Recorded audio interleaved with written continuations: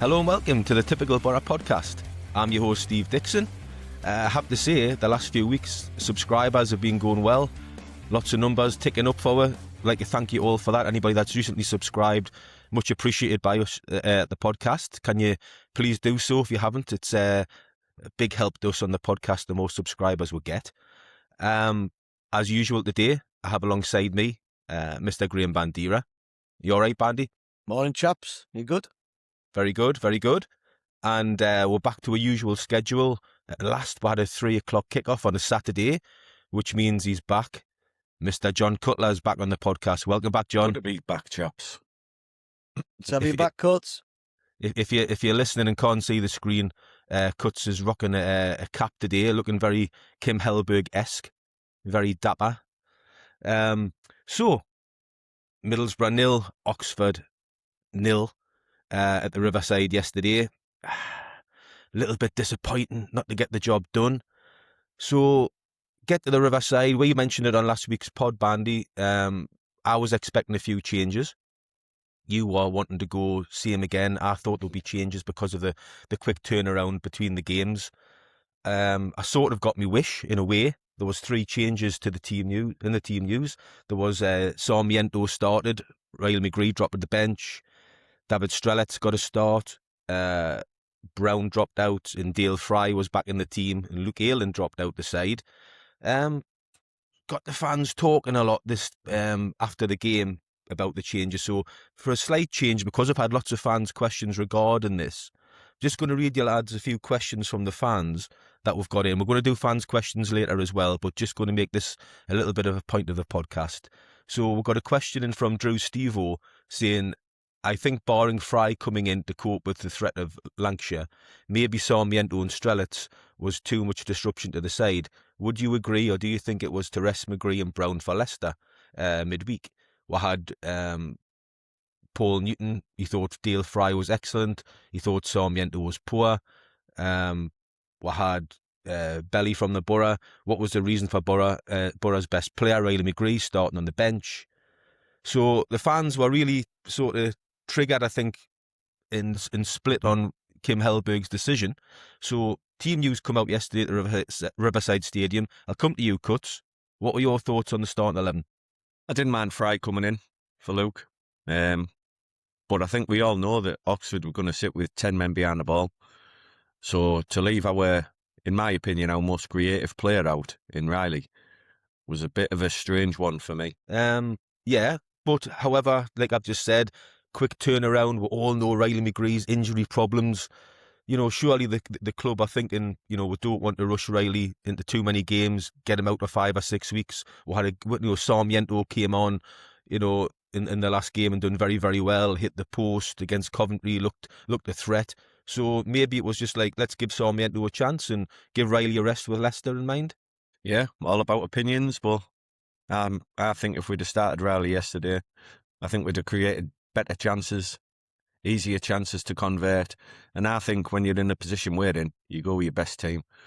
Now, he played 80 odd minutes. It was the longest he's played since he came back on Monday night.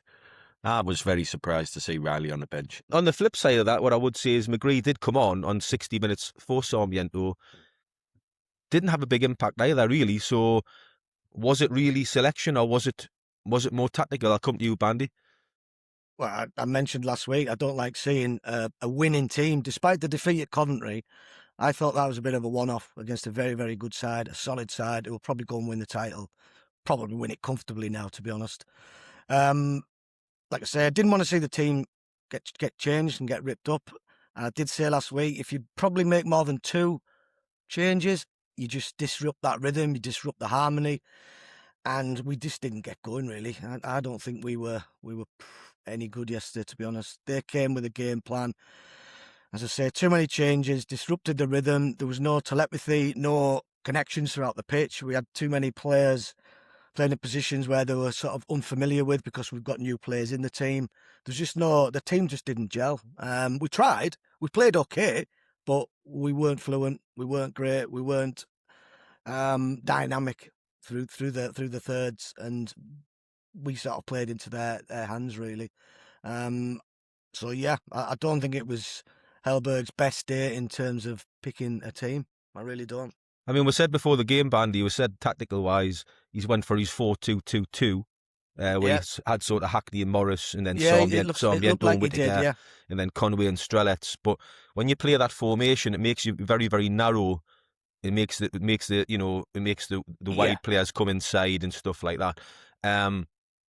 That sort of, for me, played into Oxford's hands a little bit because they were just sitting with 10 behind the ball, and because we were coming narrow, I thought it made it quite easy for them. I thought what was disappointing for me yesterday, and I've thought for a while, I think we're fullbacks haven't been at the best. Yeah, I Both think they're on about targeting 75-80% capacity at the moment. There's just something missing. I mean, the Callum Britton enthusiast, Mr. Cutler's here. Yeah.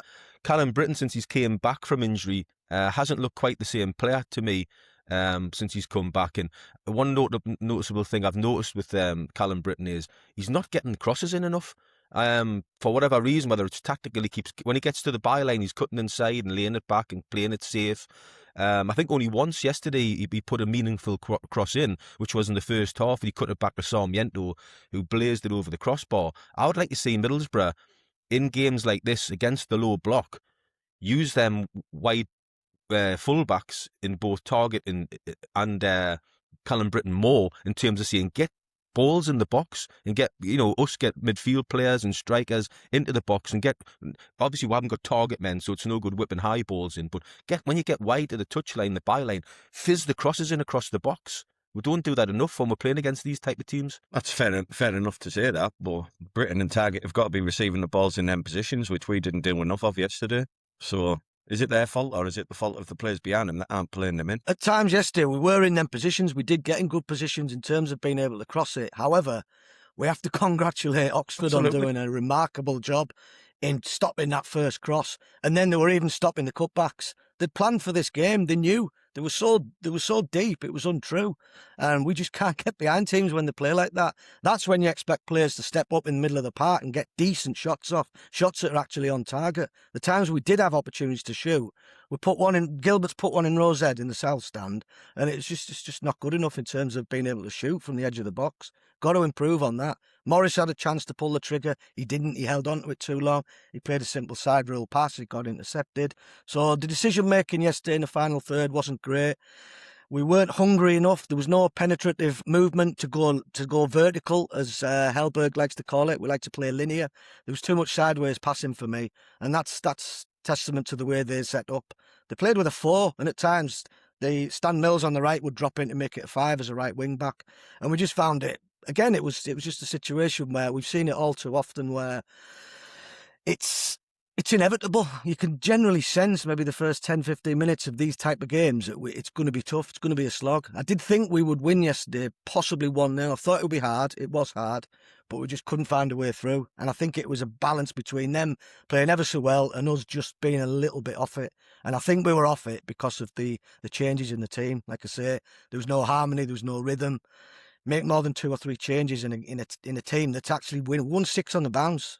Okay, the Coventry defeat wasn't great. We got a good physical education in the middle of the park, but I would give them players opportunity to get back on the horse and go again.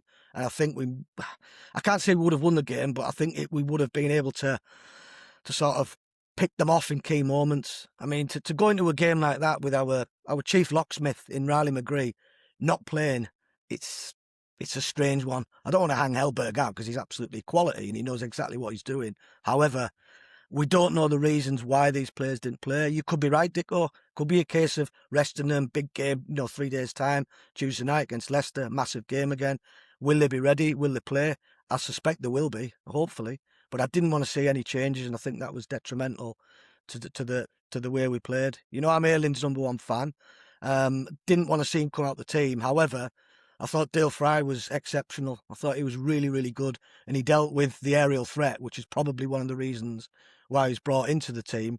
However, I don't think he was particularly great in terms of building up. That's where Aylin steps in and he can play them in them penetrative passes, zipping them into midfield to get us on the half turn and get us going. But, it wasn't to be. That team which we put out yesterday was more than capable of beating Oxford, but on the day, it wasn't quite good enough because you have to hold your hands up and say they were exceptional. I've seen a lot of poor low block teams at the Riverside where they come to endeavour, housery, and basically don't want to play at all. Oxford, when they got the ball, they did try and get it wide, and they had an out ball in Stan Mills. He did well, hit the bar early on. That was a warning sign to suggest that they were going to come and play. But we just didn't quite do enough on the day, but not for the want of trying. So we can't dig them out. These results will happen. I think two quick points I want to make. One, they've just gone 3 hours against the best two teams in the Championship away from home and not conceded a goal. And I say every week, you can't just turn up and expect 3 points. And it felt a little bit like that yesterday. Tough games in the Championship. Portsmouth went to Millwall 3-1. You know what I mean? So, and the second point, Alan Brown. Okay, then, if McGree's been out injured a little while and you're trying to ease him back so he doesn't have a knock, which is fair enough. We went 6 games, 6 wins in a row. Alan Brown was instrumental, player of the month. What's the reasoning behind leaving him out then? He's used to the Championship, playing week in, week out, 2 games in 7 days, 3 games in 7 days. What reason is it for leaving Alan out? My thought there, Cuts, is he got absolutely whacked, didn't he, at Sheffield United when Rothwell got the red. And I don't think he fully recovered in that Coventry game because he was pretty non-existent in the Coventry game. But not just him, probably 8 or 9 of them were, to be fair. So could possibly understand him not playing, but certainly McGree, he's got to be playing. We're running out of games, to be honest. We haven't got that many games left. So if your key players are fit and wanting to play, then play them. I mean, I thought yesterday Alan Brown, he was a great option to bring on at half time because, I thought Aidan Morris has been struggling lately forward. I think he's going back to his old Carrick days where he's sitting deep, he's sideways, tippy-tappy, passing sideways and backwards. He's not getting on the front foot enough. He's not getting forward enough for me. Getting caught in possession. People see he gets fouled all the time, but he's getting caught in possession. He's not releasing the ball quick enough for me at times. And I thought at half-time a good change would have been to take Morris off, who was on a booking as well, and have put Alan Brown in alongside Hayden Hackney, because I think Brown gets forward a little bit better than Aidan Morris and picks his passes a little bit better than Aidan Morris, and I would have put Brown on at half-time. But also to flip it in terms of the argument about the changes, if I'm being honest, I thought Sarmiento was quite bright first half. I thought he was all over the park. I thought he was the one bright spark where you thought he might do something, he might unlock a defence. I thought he'd done quite well. Strelets was okay, nothing special, but, he had a chance first half. He had the moment of the game when he picked a brilliant through ball to Tommy Conway, who again, I've got to keep saying it, misses big chances. He missed another big chance to Tommy. I think it's his 14th big chance of the season. Missed it. And Dale Fry, I thought was tremendous at the back. I thought he was our man of the match. I thought he's Middlesbrough's best player. He won every single header in the game, and there was a lot of them coming in as well, and he was up against Lancashire, who's a big lad, and I thought Dale Fry was excellent. So, in a way, the players that come in for me didn't let Middlesbrough down. I think there was other players I would point at who had poorer games than the 3 that come in. I mean, Morgan Whittaker, we talk about him on this podcast quite a lot, but he's up and down. I think his forms he's went back to the Morgan Whittaker of 2 or 3 months ago now. He's not scoring goals. He's not creating goals. And he in games like that against Oxford, when it's physical, he tends to go missing. So again, there's other players I would be pointing at as to why it didn't work yesterday, rather than the 3 that came in. I think, as I mentioned before, it's down to familiarity. You mentioned Whittaker, who I agree with, he's not in good form at the moment. However, I would still persist because he is capable of scoring a goal. But when you haven't got your regular player who you've been used to playing with for the previous 4, 5, 6 games, and you've built up that relationship, it's difficult when another player comes in and you've got to work out how they play and they've got to work out how you play. So I just think too many changes yesterday cost us it in certain ways. I don't think Strelets and Conway work together. In the past, in the podcast, we've said, why don't we play the 2? Why don't we try the 2? I think he's got to pick one. And I know you guys would go Conway, I'd go Strelets, that's fine. But I think he's just got to pick one, because I think yesterday we would have got more joy out of Oxford if we had started McGree with Sarmiento as a 10 and Whittaker behind the Strelets, or you would have said behind the Conway. I think that would have worked better, because what I don't like about Strelets and Conway together on the side, Conway goes wide left. And I don't want Conway wide left. I want Conway in the box. I think he's been playing really well, Conway, lately, and much better in scoring goals and being in the box a lot more often. But against Coventry, if you watched it, he went left and while bringing Whittaker into the central areas, and it just didn't work. And then yesterday, because he brought Strelets in, Conway went left, and I don't want Conway there. So to me, he's got to choose between Strelets and Conway and stick with it. And if the other one comes on off the bench, fair enough. I think Hellberg sees Sarmiento's strength as a player on the left side who drops his shoulder and comes in onto his right foot, then tries to seek out a pass or a shot. Look at his shot at Coventry. That's where he played. He played left and he come in. So with Tommy pulling really, really wide left, he was hugging that touchline yesterday, and he had a really good game, by the way, in that position. So he was playing as a 2 with Strelec, but they didn't play as a 2, ironically. And I think that was the reason why, in the hope that Sarmiento could drift into that space, that vacant space, which Tommy's left for him, and then possibly link up with Strelec and get shots off. But they did their homework. Whatever option we tried yesterday up front, it just wasn't going to work. And I go back to me saying I thought they were excellent. Well, you're not surprised that we didn't try to change with tactics so badly? Yeah, I was surprised at Coventry. We continued the whole game. The second half, it didn't work the first half, and the second half, it was the same pattern of play, the same. There was no change to Middlesbrough's tactics for the whole game. It was like, for goodness sake, try something different, getting the ball wide, get crosses in. It was all through the middle. And, and to be fair to Oxford, they more than deserved the point. They could have, like you've said, they could have beat where they had decent chances. They hit the post, they hit the bar.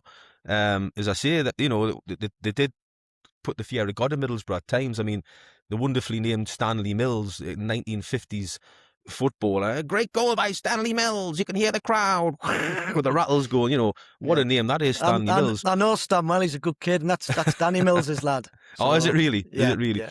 And also the lad at the post, Miles Pert Harris. Has there ever been a player better named? It's very Oxford, isn't it? It's very Oxford. What a brilliant name for an Oxford player, Miles Pert Harris. But they were good when I went down to Oxford this season. We got a 1-1, and they made it really tough for us there. And we got ourselves of jail with a Whittaker goal, ironically. And they were good. I don't quite understand why they're second bottom, to be fair. Yeah, I really don't. I just want to bring Cuts in because he's been missing a couple of weeks due to the Middlesbrough fixture changes and stuff like that. Now the window is closed. We've played a few games. I'm going to come to you on the Tommy Conway chance gets put through brilliantly by Strelets. They're the moments that get you promoted for me. That's a Jordan Rhodes moment. That's a David Nugent moment. That's a big moment in the game to win a game against Oxford when, it's not going well. We're kind of break them down. That's the moment that we needed to go, bang, chance, Conway, 1-0, ignite the Riverside, get the job done, get out of there. Didn't happen. He's missed again.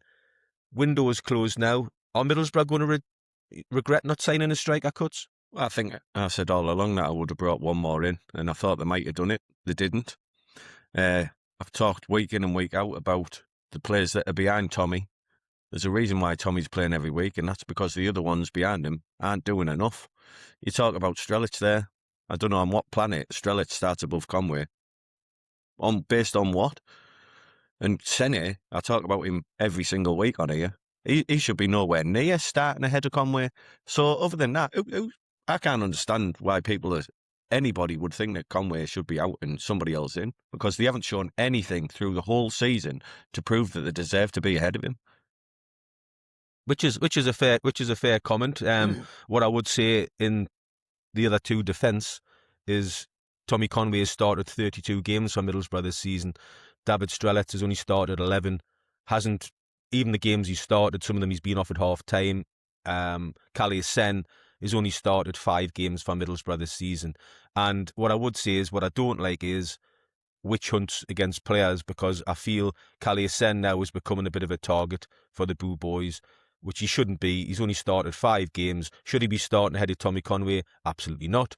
But at the end of the day, when he comes on in games for a cameo, like what Bergzorg used to or whatever, we've got to get behind him. It's no good the fans getting on players' backs, especially this time in the season, going into the running. Whoever's playing, we've got to back them, because they've come to the football club from foreign countries. They've never played in the Championship before, and it's difficult for either of them to adjust, because Strelets has had his injury problems. Kalisen has only been a bit part player. And Tommy Conway is clearly Kim Hellberg's number one choice and is going to play. So unless they get a run of 5, 6, 7 games in a row starting, I think it's really difficult to judge them on just coming on for 5, 10, 15 minutes. And I said last week's podcast, or it might have been the week before, David Strelets, when he comes on, and Bandy agreed with me on this actually, he tends to come on late in games and it's like, we're bringing Dale Fry on, we're going 5 at the back, we're seeing the game out, can you just run around up front for nuisance value? You can't really judge a striker unless he's playing week in, week out and getting chances. And if he's missing chances and he's not putting chances away, well, yeah, you can judge him then. But at the moment, judging the other 2 strikers, for me, you can't judge them unless they get the same opportunities as a Tommy Conway or a Morgan Whittaker. Well, I think the managers are judging him. 2 managers have judged them. Where they're not good enough, you've just said there, Conway's played 32 games. Why is that? No, he started 32 games. Yeah. Started 32 games. Why is that then? Are the others best in knocking the door down? You talk about him getting criticism. I haven't heard him get any dog's abuse at the game. He hasn't been booed when he's been coming on. I don't understand that. What we're doing, just mollycoddling players. We've paid a lot of money for him. He's on a good wage. He's a professional footballer. Contribute and get some goals. I don't see any venom towards Kalisen. It's more apathy, if anything. I think we kind of know what to expect. It's like, come on, do something. Seize your moment. Trap the ball. Turn, get a shot off. Beat a man. That's all we're asking for. It's just stagnant, really. Just don't really impact the game. I was disappointed in Strelec yesterday as well, getting a start. And again, he never really took that opportunity. He didn't play badly, but he didn't contribute enough. He wasn't involved in the game enough. Going back to Sarmiento, I've been wanting to see him play. I think he's a bright young player. I think he's a good player. First 10, 15 minutes, I think you're right, Dicko. I thought, he's on for a good game. He might even get a goal or something. He might carve something open, might create something. But just faded into obscurity, really. It was crazy how I forgot he was playing at one point. So you seize your moment. So you mentioned that, and the players that have come in haven't quite done it for you 2 guys. So we're going into apart from Fry. Fry came in and he dominated that defence. He was excellent. So we're going into Leicester on Tuesday night. I'll ask you now, what would be your starting 11? The team which started at Coventry. So you would drop Fry? Yeah, I'd bring Ayling back in. We've got to open these boys up. We've got to play balls into midfield and get on that half turn and get going at them. They're going to come and defend in some way, shape or form, but I don't think it'll be the lowest low block I've ever seen. It certainly won't be lower than Oxford's, because they've got to come out and get wins. They're quite an enterprise inside. They've got some good footballers. Yeah. They've still got some Premier League players from going back from the years. So Gary Rowett will obviously have his way of playing, but he'll also be mindful of the way we play. So I think we'll see a bit of a balance. I think they'll open up a little bit, and they'll have to have a go at us because, like I say, they need wins, because if they don't get them, they're going down. And it might suit us. Cuts, would you make any changes? I'd have McGree back in the team, starting, definitely. Possibly Brown. I would keep Fry in. I think it's what you've done for me lately. I know Ayling's been superb this season, but Fry was excellent yesterday, so I'd go with Fry, playing alongside Melander. I wouldn't mind seeing a front four of Conway, Sarmiento, Riley, McGree and Whittaker, to be fair. I think you've got a lot of movement in there, and if you've got Riley pulling the strings just behind, I think we've got to go for wins. We're in a brilliant position, eh? We're sat here, it sounds, the way we're talking, so disappointed about yesterday, as if we're like mid-table. We are second in the league, and with a win on Tuesday, Ipswich got another tough game coming up away to Watford, I believe. So we're in a huge position. The players know that. The fans need to get behind them. Massive position, real chance. We'll get into all that later. We've got all that to discuss. As I say, you're right, Cuts. The one thing that cheered me up on the way home to the Riverside yesterday was seeing the other results come in and realising Middlesbrough actually gained a point on all the teams below, which was brilliant, really. Bandy is on about Leicester. I think Leicester's a game made for Middlesbrough to really go and take the 3 points. I don't think Leicester will come and do what Oxford did. They've got players in attacking areas, their strengths, their front four actually. I don't think Leicester are going to come and try to shut up shop against Middlesbrough. I think it could be quite an open game, actually.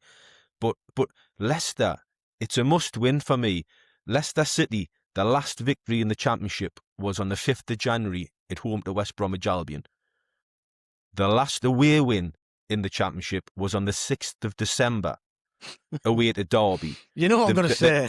They've gone 8 games in a row in all competition without a win. And on Saturday against Stoke, the 2-1 up with a minute to go and still draw 2-2 and don't win the game. What's the name of this pod again, boys? Just remind you, typical Boro. So for me, these are the games that you win to get promotion. We've had a slight slip up on Saturday against Oxford, but got away with it because the results went our way. We can't afford to do it again. We did it over Christmas, remember? Yeah. In the 2 games back-to-back against Hull and Blackburn. We can't do that again at the Riverside. We've got to take full advantage of the situation and put their Leicester to bed for me. Have you got a league table at hand? Just quickly. Yes, I had a quick look. If you look at their goals conceded, I think Leicester are the second most highest in the league of goals conceded. 50, is it 53 they've let in? I shall tell you. Goals conceded for Leicester is 53, yeah. Yeah, and who's conceded the most? Bottom of the league? Sheffield Wednesday. Yeah. So that tells its own story. They are there to be got at. Yeah, 100%. So there's a reason they're conceding that many goals. It's because they're not as defensive as I'd say as Oxford. They've got Asmir Begovic in goal on Saturday as well against Stoke. Asmir Begovic is about the same age as Cuts. So surely we can put a few past Asmir Begovic. I'll tell you what. I think we'll get back on track Tuesday night. I'll tell you what, I'll take that little dig, but you two wait till next week. Leicester haven't won away from home for God knows how long. Leicester concede 53 goals. It's going to be Middlesbrough 0 now, and it'll all be the fault of you two. Never mind the 11 players on the pitch. If I'm Kim Hellberg, I'm showing the players that league table and saying, look at these boys here, 53 goals. Come on. Listen. Come on. Fill your boots. I'll go back to the game at Leicester earlier in the season. It's a completely different game on Tuesday, but that was the worst performance I've seen by any team. They were absolutely abysmal. And you've rightly said they've got certain players in there that are still decent players, but they were terrible. But it needed us stoppage time goal from Luke Ayling, wasn't it? Great goal down there to get us a point in a game we definitely should have won. But, like I say, every game's different. Looking at it, yesterday was 2-2 away to Stoke, a bad result for Leicester. I know they need wins, but it's not a bad result. It's not going to be an easy game. They're not a walkover. We've got to be there and we've got to go for it. Well, we're discussing, the game against Leicester. One of the big things that is going to help Middlesbrough to beat Leicester, in my opinion, is the noise from the terraces. We've all been discussing the Riverside Atmosphere from yesterday before we started here. So, Riverside Atmosphere, attendance yesterday, tremendous. In my opinion, 28,918 was the attendance. Great support from Teesside. However, Cuts, you had a bit of a problem with the support from the stands in terms of noise to get over the line against Oxford. Wasn't what it could or maybe should be. I thought it was flat yesterday. I put a little tweet out yesterday morning saying the fans have got to make it the 12th man and it's going to be a tough game. I just thought it was a little bit flat yesterday and I can't really understand it. Yeah, we were disappointing on Monday night against Coventry, but we're second in the league. Let's get that atmosphere, let's get that stadium absolutely bouncing. Let's do our bit. If you do your bit, you can still come on here and moan about certain things, but we've got a part to play in this promotion. Let's make it a fortress, somewhere where players are a bit intimidated to come. Yes, I couldn't understand yesterday, mate. I couldn't understand it at all. I mean, it goes hand in hand, surely, as well, though, if the players on the pitch are entertaining you and having shots on goal, making the keeper work, or scoring a goal, dare I say, it gets the atmosphere ignited. But when it's flat on the pitch, it sometimes makes the terraces the same. Well, we were a little bit flat in, which game was it, when we were 1-0 up and or was it 1-0, when all the results were coming through from other grounds? Norwich game, 1-0. yeah. Norwich. And you put the atmosphere of that last 20 minutes there. That's what we need. That's what we need for what have we got left? 8 games left in this season. Best chance in 10 years. That's exactly what we need.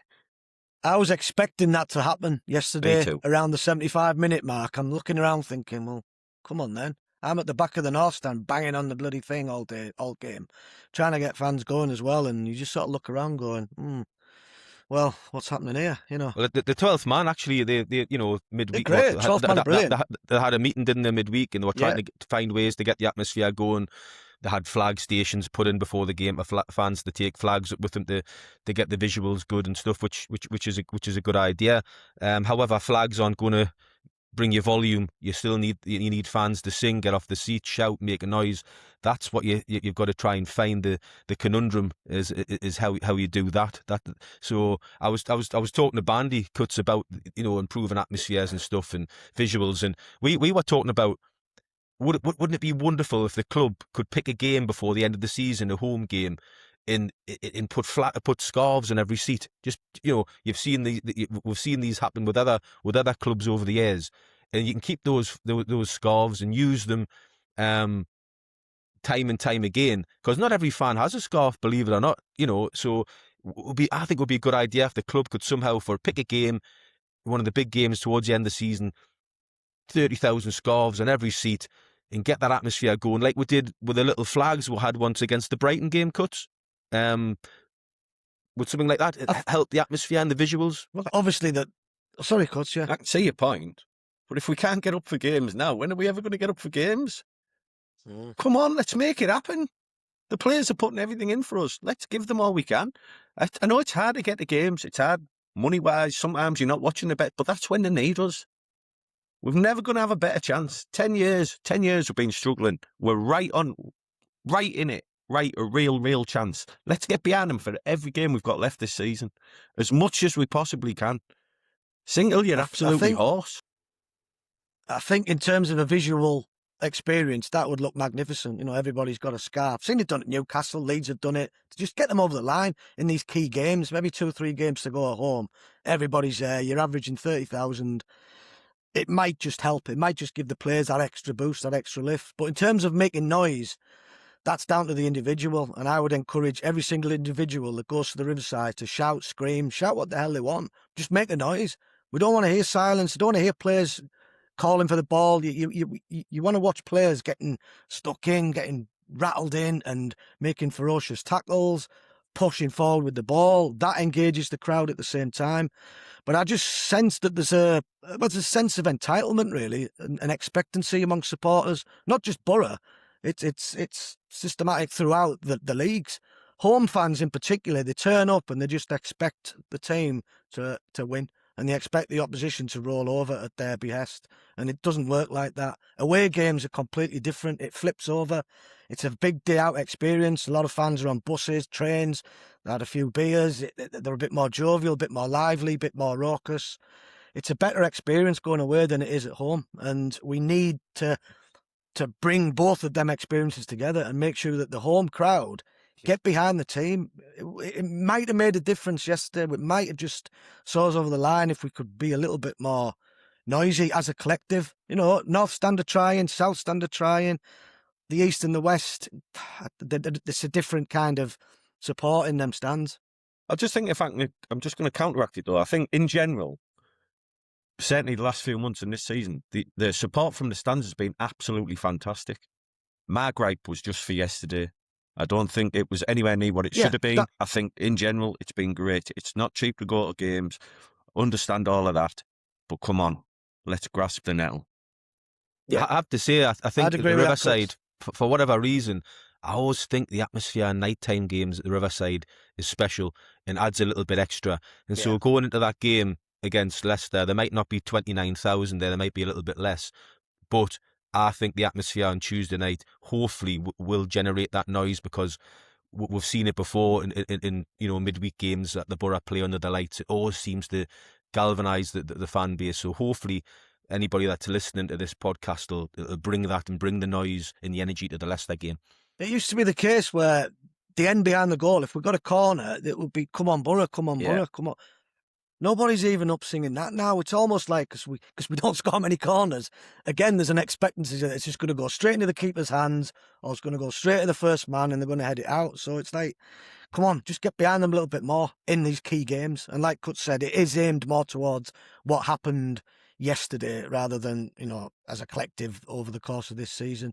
And he's right. The fans have been great this season, particularly in numbers. We're averaging 28 and a half. That average will creep up towards the latter end of the season, where I'm sure fans will turn up in the droves to hopefully get us over the line. I think one thing that might help us on Tuesday, the fans wise, you mentioned that you don't think the crowd might be as high. Well, I think Leicester will certainly bring more than what Oxford did, and they'll probably try and generate a fair bit of noise, which then should entice the Borough fans to also make the noise. So let's hope it's completely different on Tuesday. Like I say, I'm not criticising individuals or anyone in particular, but come on. I thought what was brilliant yesterday is they sold all the South Stand tickets all the way up to that end corner, and it just looks so much better. As an away fan, you're thinking, oh, don't fancy this. They're right on top of us. Whereas normally you've got 2 or 3 blocks separating both sets of supporters, which doesn't look great. It doesn't look great on TV either, because the ground always looks half empty when in fact it's not. One last point on the atmosphere, just to get your guys' opinion, because it has been doing the rounds on social media, so just to get your expert opinion. Steel River before the game, that's come in the last few games, the rift, Chris Rea riff before the game, trying to encourage fans to hold scarves up and sing this line to Steel River. Is it working, guys? I'll come to you first. Cuts, yes or no? Does it work for you, yes or no? Yeah, I like it. I think it's something that it hasn't been in long. Give it a chance, keep it going. Get the scarves in, get them above your head, sing that song. I think it's a song about the local area. We can all associate with it. I like it personally. I'll counteract and then I'll bring you in, Bandy. you may as well hear my opinion, because I man just said it was good. Now go on. I'll counteract it so you can tag team us if you want. I think it's a great idea. There's loads of teams that got these anthems. Coventry done it before the Middlesbrough game. There's loads of teams got these songs that they blast out, like Stoke do, Delilah and all the rest of it. But Middlesbrough haven't got that, so they're trying to create one. And for me, it's a great idea. It just doesn't work, and I think it's too dull. I think you have the pig bag, everybody's up for it, clapping, atmosphere is going, then that comes on, it sort of changes the mood slightly. I don't think it's a great one to sing along to. I don't think it's particularly taken off. I don't hear people around me singing it. And sometimes if you haven't got one, the facts are you just haven't got one. So instead of trying to force something, just leave it alone. I can imagine being in the Premier League and that coming on, and the away fans just totally taking the mick. Like, what the flipping hell is this?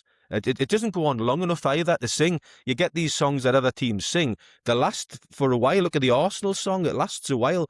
This Middlesbrough one we've got going with Steel River, it's only on a few seconds and it's gone. It's like, what was that? I just don't think it works at all. If you've got Paul Smith, Maximo Park, you've got James Arthur, we've got people from Teesside who are, big artists worldwide. Maybe they would like to try and create a song for Teesside or the Riverside Stadium to get us singing along to. But for me, if you haven't got one, you haven't got one, and I just don't think it works, and I feel like it's forced. So that's my take. I'll bring you in, Graham. To me, get that. It does cut short. It'd be nice to go into a second verse, but it stops dead, and it's like, all right, okay, we're kicking off. It'd be nice to just expand it a little bit. Like I say, go into a second verse. The lyrics are poignant. It's synonymous with the area. But it's a slow burner. I don't think it is dull. No, it's an anthem. We're not after pop songs. If you want that, then go to the O2 or something in London and dance about like a clown. We don't need that. We just need a song with some poignant lyrics, which is reticent of our area, and it is. It works in that respect. Like I say, it cuts short. It kind of reminds me of we've signed a young superstar, and it's a slow burner. It's potential. It's got time to develop. A project song. You say it's dull, but like the two most famous ones that spring to my mind, You'll Never Walk Alone, and in my opinion, the best one, Sunshine on Leaf at Hibs. They're pretty dull. They're great songs, but they're pretty dull. Yeah, it's not open like Pig Bag. Do. Come on, let's embrace it. Let's give it a go. Like I agree, it's a bit short. Let's go into a second verse. Well, Let's try a second verse.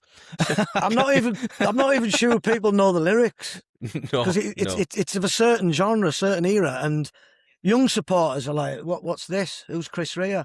You know, that's the feel I get from it, and I don't think it's met universally throughout the stadium. I think With the same enthusiasm as me, who's an old fart. they're starting to put the lyrics are going on the big screens, and so, like I say, it's relatively new.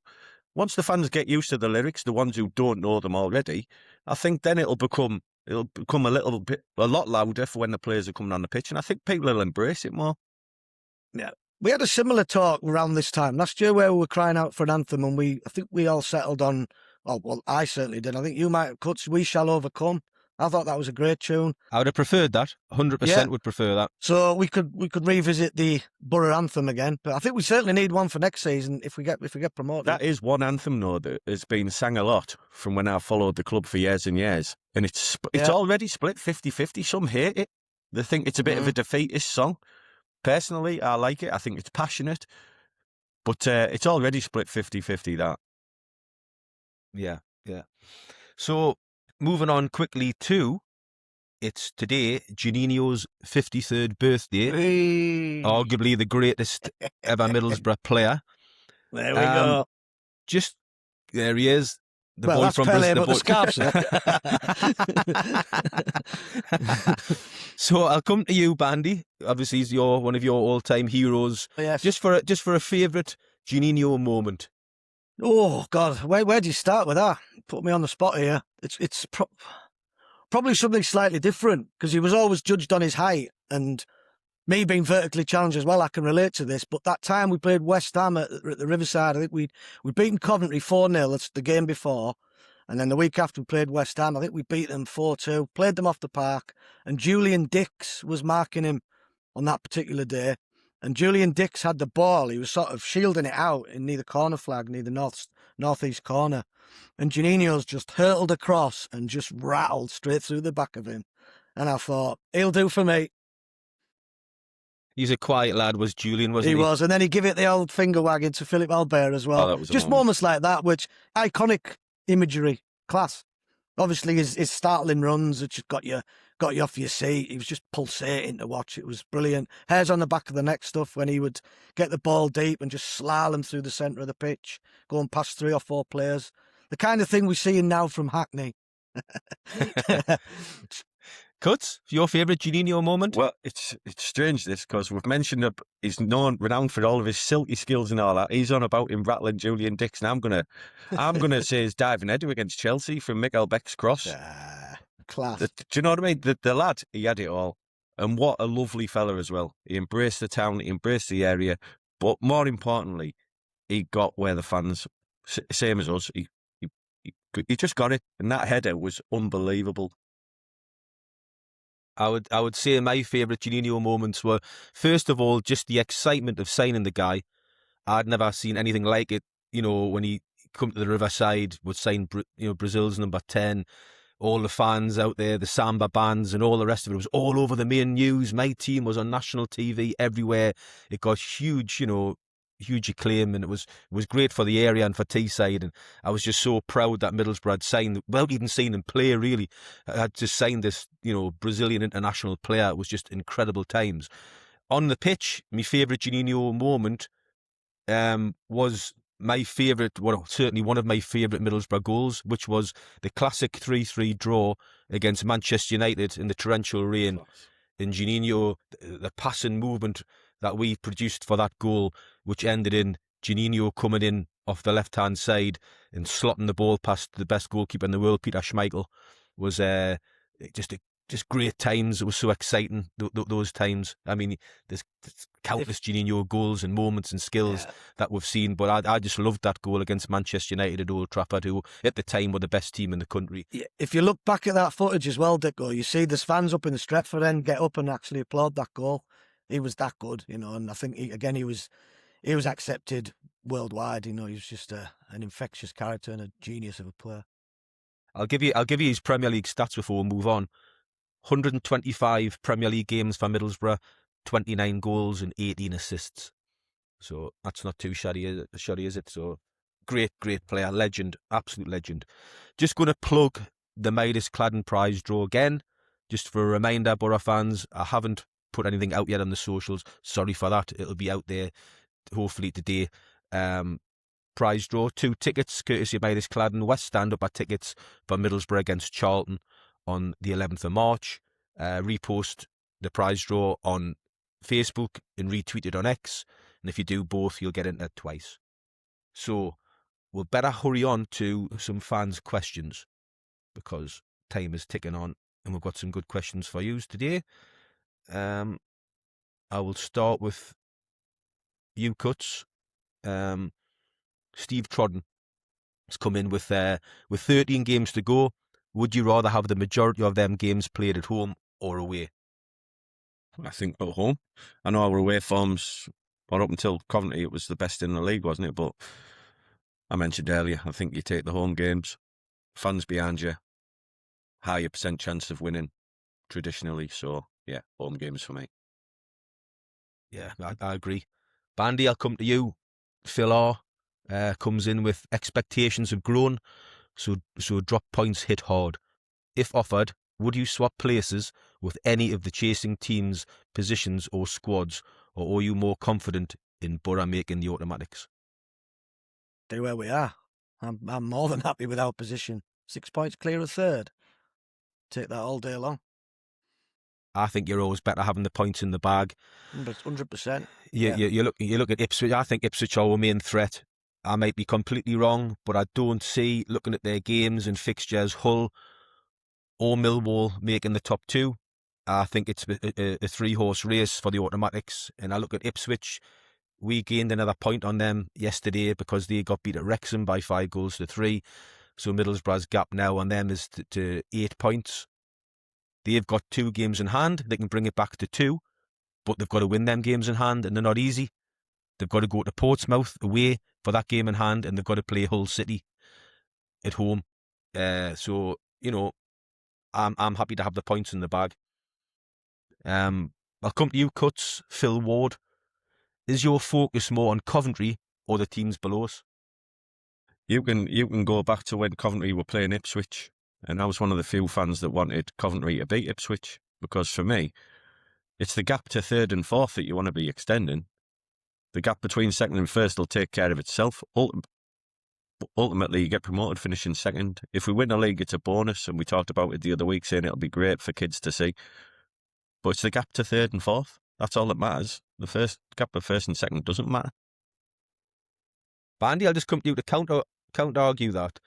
Is it better though Middlesbrough concentrating on Coventry at the top because you're then chasing first and you're chasing somebody down? Whereas if you're looking at second and third psychologically, if you're looking at third and fourth, you're looking over your shoulder and what they're doing.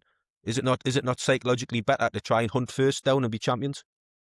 It's a boring answer, but I think we have to concentrate on ourselves. Absolutely. Just keep winning games. And like Cut said, top will take care of itself. If we keep winning games, we might get top.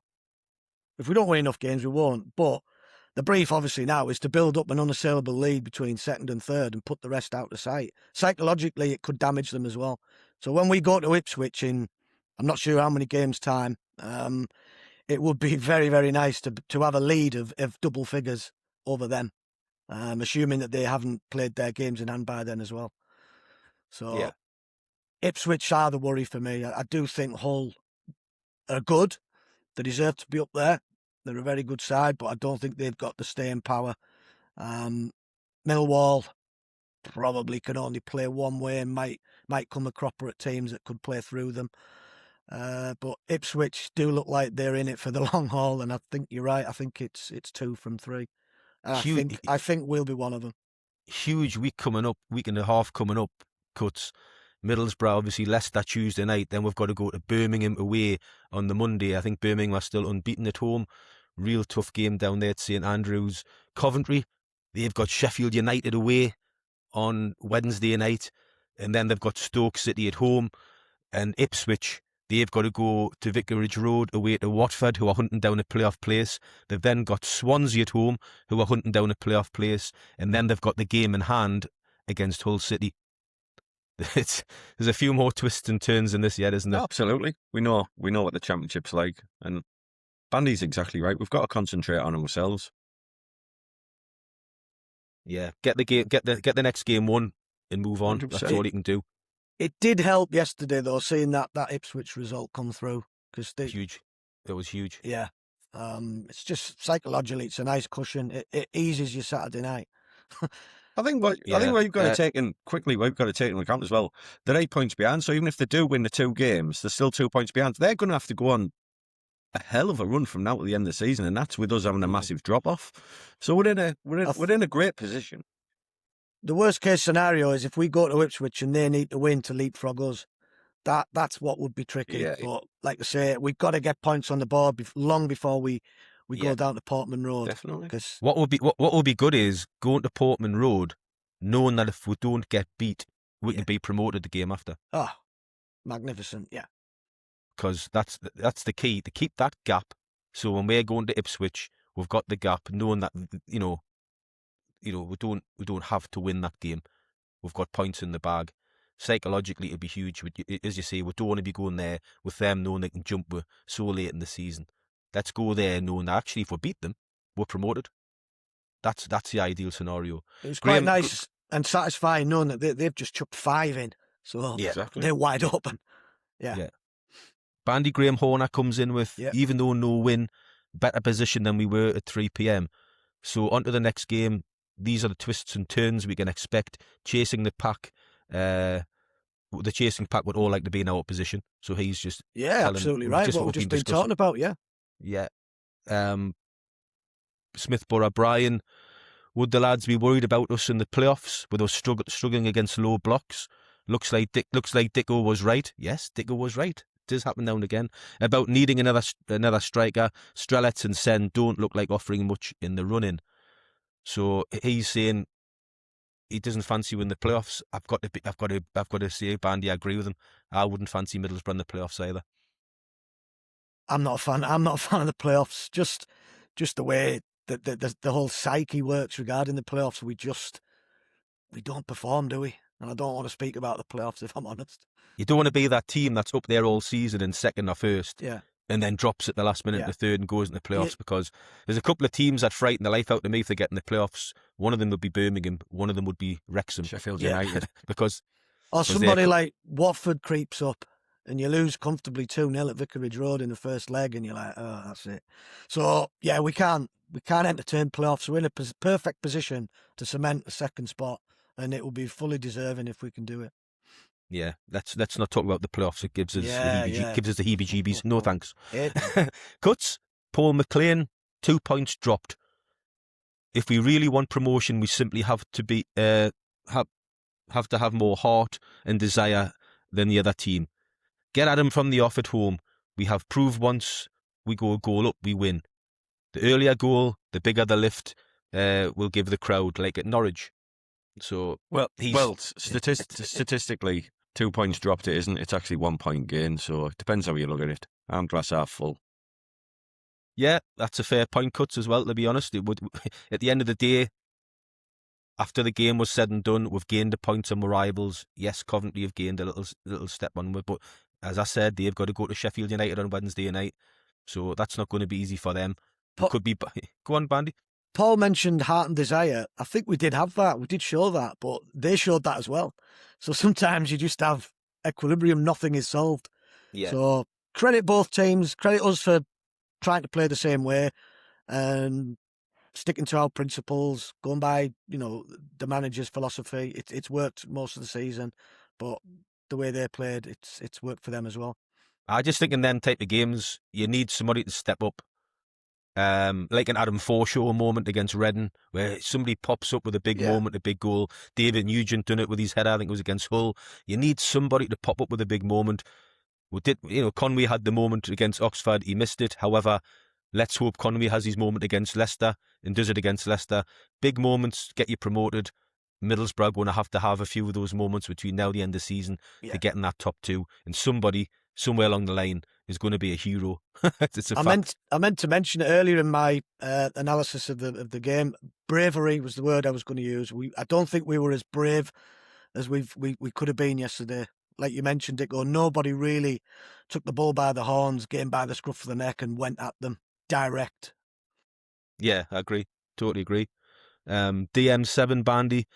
Yes, I know people might laugh, but we missed Ayling. That's why I'm coming to you on this one. With his ball through the lines and his confidence on the ball. So he's agreeing with you. Yeah, absolutely. We certainly missed that. But I'll counteract that and say, Fry came in, and I'm not going to say Fry didn't play well because I thought he was excellent, and he came in and slotted in like he'd never not been out the team. They're just two good players that offer different attributes. But I think the key attributes for me are the ones that Ayling possesses, in particularly build-up. He's vital to that build-up. He receives the ball from Bryn. He then always looks forward, zips it into midfield, and then we're gone.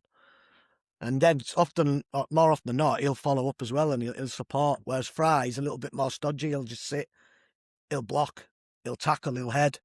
So different players. So it's tricky to talk about one and not give respect to the other. I think, it's funny because I think Ayling's been arguably player of the season. I think he's been that good. He's been so good. Yet, in my own mind for now, for the rest of the running, I feel more confident with Fry alongside Malanda. I feel the defence is stronger. I feel we're not going to concede as many. I feel we're better on set pieces, both defensively and offensively. We've got the height, to score goals from set pieces and defend them better. So logically, my brain says I would rather go, if everybody's fit, with Fry and Malanda. However, Luke Ayling's been so good and arguably player of the season, and I agree with you, Bandy, in the fact that he does bring a little bit extra in terms of his vision and passing. I just think there's been a little bit of an overreaction to Ayling's performance at Coventry. I think Haji Wright will probably do that to a lot of good defenders this season.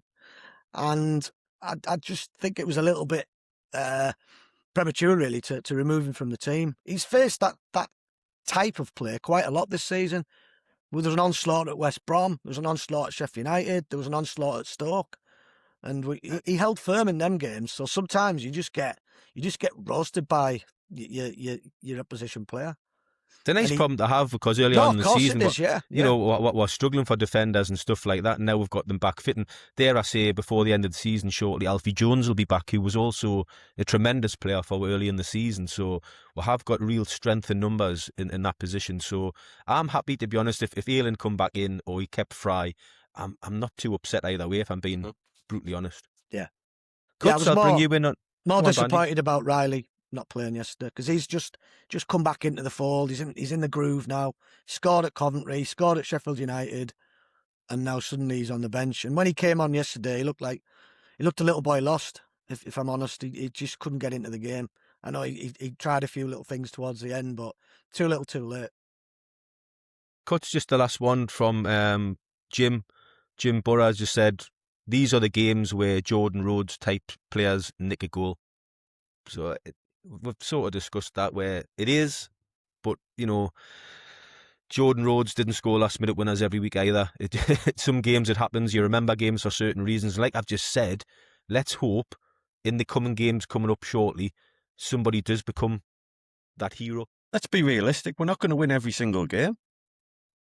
The plus point from yesterday is we're a point extra away from Ipswich. So let's take that as a plus point and go into Tuesday and hopefully 3 points and build that gap some more. Good point. If you look at Arsenal the other night against Wolves, top v bottom, it doesn't always go the way you want it to go. And obviously our mate Rob, he's digging in deep as well. He's finding a way to not get beat as often as he was. So it does happen. Teams down the bottom can stop the teams at the top. He might be your mate. He's not my mate. I'm speaking. I'm being sarcastic, Cuts. A prediction for Tuesday night, lads. Obviously, Leicester City come to town. The Foxes. What we're going for? I could start with you, Cuts. 4-2. 4-2. Wow. Ooh, I wasn't expecting that, but I'll take it. Take that. Bandy? 2-0 Boro. 2-0 Boro. I'll go a nice, tense, nervy 2-1 victory for the Boro with a late winner. We'll take it. Right, guys, that's about time. I have to thank you for coming on again. Good to have you back, Cuts. Yeah, thanks. Pleasure, as always. Well, let's not be too down. Middlesbrough have gained gained a point on the rivals. We're right in this. Let's back the boys on Tuesday night, get that atmosphere going in the north and the south and around the ground, and let's hopefully, get with 3 more points, and we could be sitting joint top again come Wednesday night. Who knows? Come on. Let's get that atmosphere going in the east and west as well, because that helps. Put them flasks down. Don't you be upset then. Remember, Boro fans, don't say typical Boro. Watch it, listen to it, and we'll see you soon. Up the Boro. Up the Boro.